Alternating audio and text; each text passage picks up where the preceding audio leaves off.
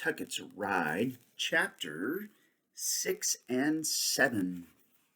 They discovered a small stream. Francis suspected that it was dry most of the year, but with the snow in the mountains feeding it, there was a flow of water about 5 feet across, running through the trees and rippling over rocks. They unsaddled and watered the horse and mule, gave them each about a quart of grain. Francis had some concern about giving them too much grain. They hadn't been fed on anything but grass in so long, he felt that they might founder on grain. But a small amount would certainly keep them in shape. When they were fed, he rubbed them down with the backside of the saddle blankets, inspected them for any sores or rubs, and then went to the camp. Over the months, the three travelers had become a team. As soon as they had stopped, Lottie picked a campsite and started a fire and unpacked their tin plates and cups. Billy started gathering the large pile of wood it took to cook a meal and get them through the night, especially a cold night. As soon as the fire was going well, Lottie put the large cast iron pot onto the coals and started cooking. They had no game tonight, so she sliced bacon and put it on to fry, and used the second pot to start water boiling for coffee. That's in quotation marks. They didn't have any real coffee, but she could heat the water and sprinkle dry pine needles in it to make a kind of tea. When they had sugar, as they did now, they would sit after the meal and drink sweetened tea. Pine needle tea. Ooh. Francis took his rifle and moved out away from the fire for a time. He circled, looking for tracks in the dying light, human or game, and sat off 50 yards under a pinyon tree, hidden in the shadows for more than half an hour, waiting for something to move. When nothing seemed to be there, he walked silently back to the campsite. Lottie had set the finished bacon on a tin plate and was cooking a kind of cornmeal mush in water and the bacon fat that was left in the pot. In water and the bacon fat, yeah. When it had thickened enough to hold a spoon, she ladled it and 3 pieces of bacon on each plate, poured tea into each cup along with generous helpings of sugar, and set them by the fire. Food's done. They ate in silence, even Lottie, although she started to talk while they were sipping the tea. In the evenings, Francis didn't mind her talking, for it was nice, almost a kind of music. He leaned back on his blankets, feeling the warmth of the fire and hearing every fifth word or so. His face ached where the ball had grazed him. I honestly don't understand why everybody gets in such a snit over land as to fight a war. I mean, look at all this land around us that nobody is using. There's no need to fight. Just take some that isn't being used and get to living. It was difficult to stay awake. Finally, after throwing more wood on the fire, he rolled himself into his blankets and closed his eyes. Billy was already asleep, and within a minute, while Lottie was still talking, Francis slept too. Francis wasn't sure what had awakened him, a sound or the absence of it, perhaps a chill. He opened his eyes to see a man wearing a serape squatting across the dead fire from him. The man smiled when he saw Francis's eyes. Hola, amigo, he said it softly and did not awaken Lottie or Billy. Francis didn't speak. He felt for his rifle. It was still there. The man didn't appear to be armed. At least he couldn't see any weapons, but still he was there. Francis sat up. How did you get here? It was the second time Francis had been surprised on wakening. The first time had been when 2 men named Courtweiler and Dubbs had come upon him and taken everything he owned. Nowadays, Francis slept lightly, and he wondered that the horse or mule hadn't made a sound. Without me knowing. I followed you, and I am quiet, the man said in English. Not perfect, but better than many Americans. It was not hard to track 3 children, a horse and a mule. 2 children. Ah, yes, there is that. You are now a young man, but a man. You have killed another. Francis looked to the fire. Then there were still a few coals faintly glowing. He put some twigs on them and blew them into flames. He added wood. In the dark, it had been hard to see the man. Now Francis studied him in the light. He had a revolver on his belt, partially hidden beneath the serape. It glinted now. The man's hand was not near the butt of the weapon, but still the gun was there. Why are you here? So blunt, the Americans. That is not the Spanish way. We should have talk and work up to the reason. First, we must introduce ourselves. I am Garcia. I know who you are. That is why I'm here. You're the man who shot and killed the American soldier yesterday. It was an accident, or almost. I didn't mean to shoot him. You do not understand. I am not angry. I am grateful. The woman you saved was Carmela. She is Garza's wife. Garza is my brother. I am here to help you become Garza, because has a dizziness in his head from his wound, so he could not come himself. Well, thank you, but I don't need any help. Garcia smiled and looked at the flames for a moment. You do not need help. So confident, so young. He looked again at Francis. You are very rich. You have a horse and a mule and food and a rifle and two children who have value, and so you have much wealth. You are traveling through a country that is very poor. There are some who would simply take what you have.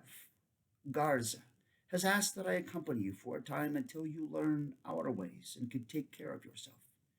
But we're doing good. No, you're not. You think you are, but you need guidance, and I will provide it. If I do anything less, Garza will be disappointed. A disappointed Garza is an angry Garza, and an angry Garza is, well, let us say it is not good when he is angered. Francis thought and decided Garcia was telling the truth. If he had wanted to steal anything, he could have cut Francis's throat and been done with it. Francis nodded. Well, as easy as you sneaked up on me, I guess you're right. I need the help. Go bring your horse in and tie him with ours. There's some grain in a sack by the pack saddle. I do not have a horse. Well, mule, whatever. I am on foot. Francis shook his head. With us riding and you on foot, I don't see how you'll be able to keep up. I will stay ahead of you. That way I will know what is coming. Francis leaned back on his blanket and smiled. He had started to say that Garcia couldn't hope to keep up with people on horses, but then remembered that he himself had caught up with Courtwaller and Dubs on foot when they had been riding. Let us sleep now, Garcia said. There are still 3 hours of darkness for resting. I will be over by the horse and mule if you need me. And he was gone, and Francis had done no more than blink, and when he looked again, Garcia had disappeared. A ghost, Francis thought. He hadn't even awakened the children, just there and gone. I'm sure glad he's on our side. Francis closed his eyes and let the warmth of the blankets and the glow from the fire take him back down again. This is chapter 7. The country they moved through the next day was in some strange way the prettiest country that Francis had ever seen. They moved down into a winding canyon that ran along the Rio Grande River, which went from cascading through narrow cliff-like rocks to spreading wider and rolling through the gentle rapids.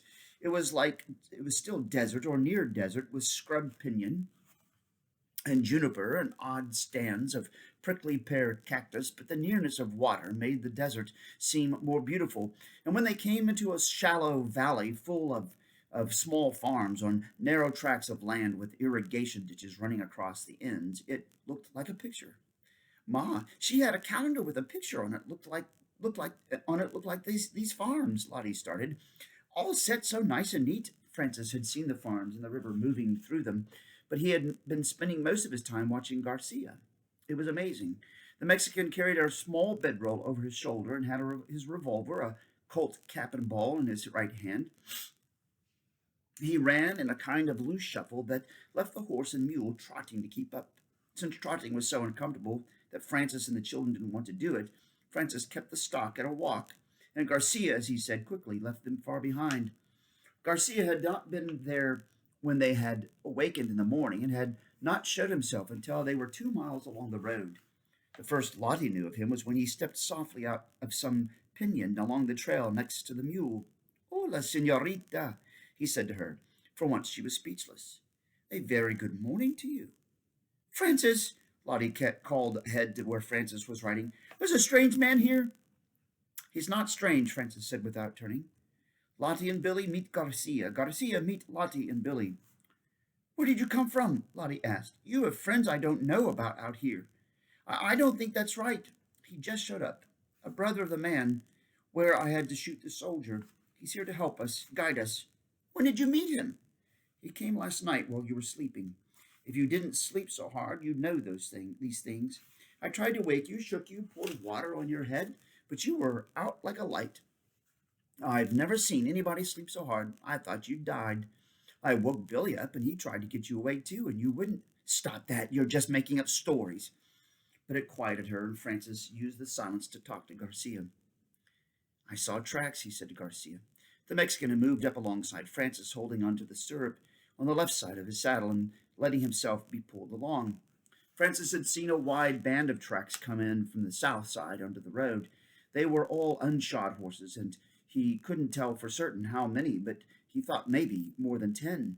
They moved out ahead of the direction in which Francis and the children were traveling, and they were fresh. Some of the dirt cut by their hooves still looked damp in the morning cold and had frozen. I have seen the same. There are many horses. 7, perhaps 10. It's hard to tell when they all run together. They aren't army. No, the army horses have steel shoes. These have nothing.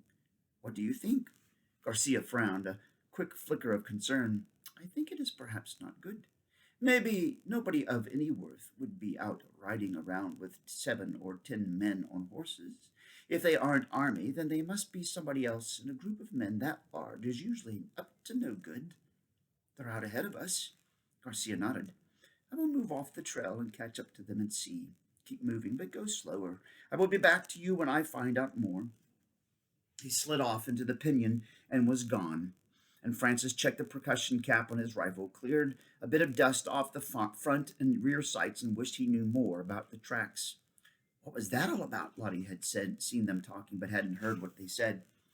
Garcia asked if I wanted him to find a good place to camp tonight, and I said yes. He's gone ahead to locate water. She didn't believe Francis, but that didn't matter to him. He couldn't shake the feeling of worry about the tracks, and had just decided to obey his instincts and stop altogether when the sound of gunfire came from ahead.